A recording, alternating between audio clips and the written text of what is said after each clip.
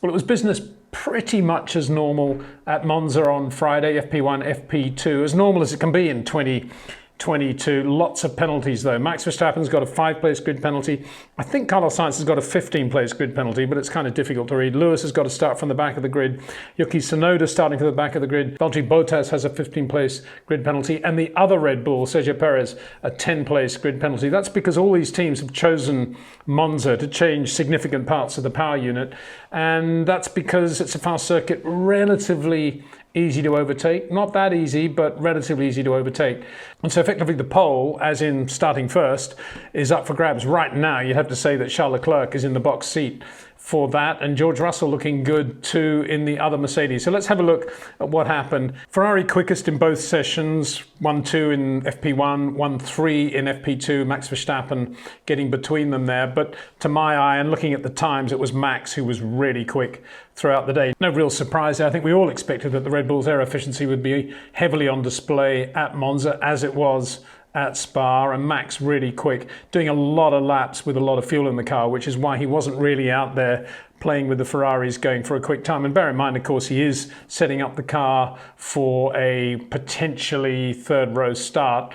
He's going to be looking at making sure the tyres can last. What tyres does he want to start the race on? And obviously tuning his top speed against how much downforce he wants to run around the lap. Bearing in mind that everybody, of course, is running in low downforce spec. The cars look really nice as at Spa with those small wings, particularly the rear wing. Bit of flutter on the rear wing on Sergio Perez's car right at the beginning. But Sergio, another driver who looked pretty good throughout the day. So before we get down to it, a couple of other points. So Ferrari's looking really nice with their livery. Lots of yellow, bright yellow on the liveries and on the helmets of both drivers as well. That's to celebrate 75 years of Ferrari in Formula One. Of course, they began in 1948 when Enzo Ferrari, of course, having been team manager of Alfa Romeo until that point, and his key star driver right from the start was Alberto Ascari, after whom the back chicane, that very quick chicane, is named, because when it was a kink in 1955, that sadly is where Alberto was killed in a very private test session. I say very private, there was just 1 or 2 cars there, and he was borrowing Eugenio Castellotti's Ferrari and Eugenio's helmet during the lunch break when the accident happened. They were both due to race the car at Monza the following weekend. But anyway, getting back to 2022, let's have a look at FP1 this morning. There was quite a lot of setting up of the cars, but guess who did the most laps with fuel in the car, getting a really good feel for what his race car was going to be like on Sunday if he was going to start on the soft tire? Max Verstappen. Look at that run from Max, 26.0. I mean, I don't need to read them out. You can see how consistent he was. You can see how good he was. And you can see how well the soft tyre stood up to that long run with a full load of fuel. Through the speed trap, 307, 303, 305. That compares with 340 or 340 thereabouts on a light load of fuel on the soft tyre. So you can see very, very impressive on that in FP1. Fernando Alonso got it together pretty well too in the Alpine, but I put it in there just to see the difference between the two. He did a 26.9, but really struggling to get a lot out of those tyres. About the same in top speed, which to my mind suggests that Red Bull are spot on in terms of the amount of wing they want to run and how much downforce they've got around the lap, which of course can then be parlayed into tyre management, doing a really good job. The only other driver to do any sort of long run in FP1, and it was a rather strange run.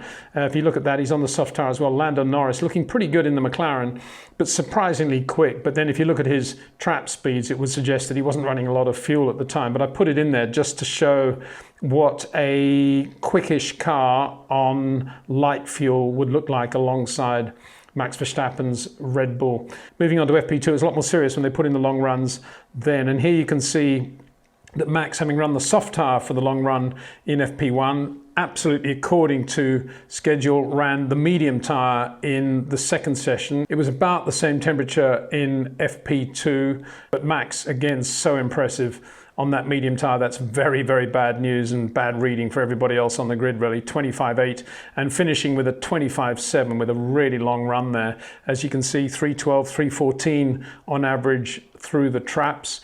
Carlos Sainz did a relatively short run. He was the only one of the 2 Ferraris who got any sort of long run together. They were quite late out in FP1 as well. You can see he's more or less on the pace there, but does 1 lap in the 25s and then the other 4 in the 26s. And he's a little little bit down on top speed as well. So if you compare, it's the first time we'd had a really good chance to compare the Ferrari with the Red Bull at Monza on this Friday. And there you can see the Red Bull quicker in a straight line, and it's obviously got a lot more efficient downforce it can use around the lap. And that, as I say, will translate into Max's ability to manage the tyres on race day. So Lewis Hamilton has to start from the back of the grid as well, just as a reminder. And as a result of that, he put in a good long run too in FP2 on the medium tyre, and then switched to the soft tyre as a comparison towards the end of that run. You can see the times there never look like doing a 25, which is bad news for Mercedes, because they're obviously not running that much wing. 308, 309, if you compare that with Ferrari, they're not too bad in a straight line. So Mercedes obviously focusing 100% on trying not to be too slow in a straight line and seeing what lap times they can do. But looking at those times, 26.7, 27.0, it's going to be quite difficult for Mercedes to manage the tyres, because quite clearly they're right on the edge of their aero performance envelope, whichever way they go. The other interesting run was from Fernando Alonso. You can see he's got a Max Verstappen-like long run there, really putting in the work this afternoon on the medium tyre in the Alpine. A lot of talk, a lot of expectation that perhaps Alpine's top speed would be to its advantage at Monza, but it doesn't translate into an aero efficiency advantage in the same way as it does for Red Bull. Yeah, not bad in terms of top speed, 312. They can just about live with the Red Bulls in that area. But in doing that, look at the lap times. Again, real struggle for Fernando Alonso even to think about getting into a low 26. And look at the number of 25s that Max Verstappen is doing. So I'd say Alpine have probably got the ultimate compromise on that car. They've taken out quite a lot of top speed, running perhaps a little bit more downforce.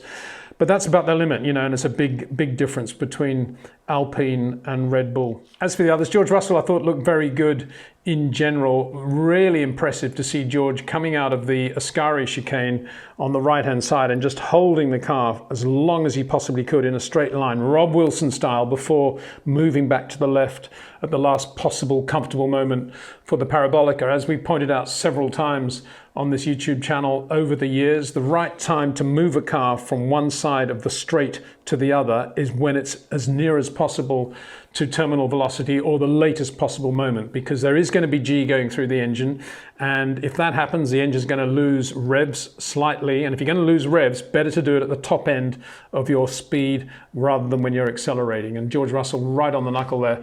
Disappointing to see Carlos Sainz on his quickest lap, and it was a really impressive lap using all the road and a little bit more, but coming out of Ascari, he's immediately going over to the left. No real surprise there, of course.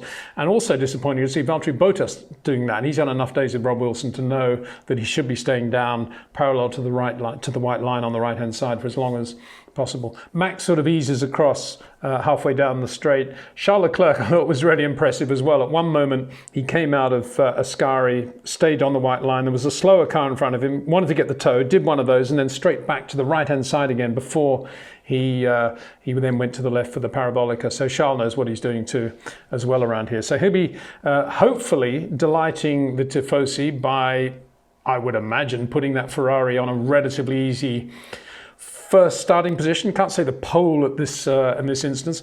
I have said on my live stream several times, I think it's a bit of a shame that we don't have a point for pole position rather than for fastest lap, because here's a very good example of probably one, if not two drivers potentially able to get the pole. Carlos Sainz, Max Verstappen, obviously, maybe even Sergio Perez. And they're not going to be starting anywhere near the front row of the grid, but at least if they had a point, they'd be able to take that home. But that's not going to happen at the moment, and of course that point does go for the fastest race lap, that extra point. So yeah, lots of penalties. Not a great thing for Formula One, I think, when the big story is the number of penalties that various drivers are getting and who's going to be starting where potentially on the grid. But it'll all sort itself out. And of course, we've seen what Max Verstappen can do from the back of the grid, let alone from the middle of the grid. And around Monza, it won't be that difficult. Although, of course, there is that first corner to get through and anything can happen there. And of course, there's a second chicane, which is always a difficult place in terms of avoiding other cars and front wing end plates and so forth and so on. We'll do another video tomorrow after qualifying, closing now with another video from the AP archive. This is a 69 Italian Grand Prix at Monza, a real slipstream special. Jackie Stewart in this race clinched both the Drivers' Championship and for Tyrrell Matra, the Constructors' Championship. Crossed the line, fractions ahead of Jochen Rindt, less than 0.2 of a second covered the first 4 cars. You'll see in the video that Bruce McLaren seems to be the only one of those 4 with a rear wing on the car, nobody else running with wings. Enjoy, see you tomorrow.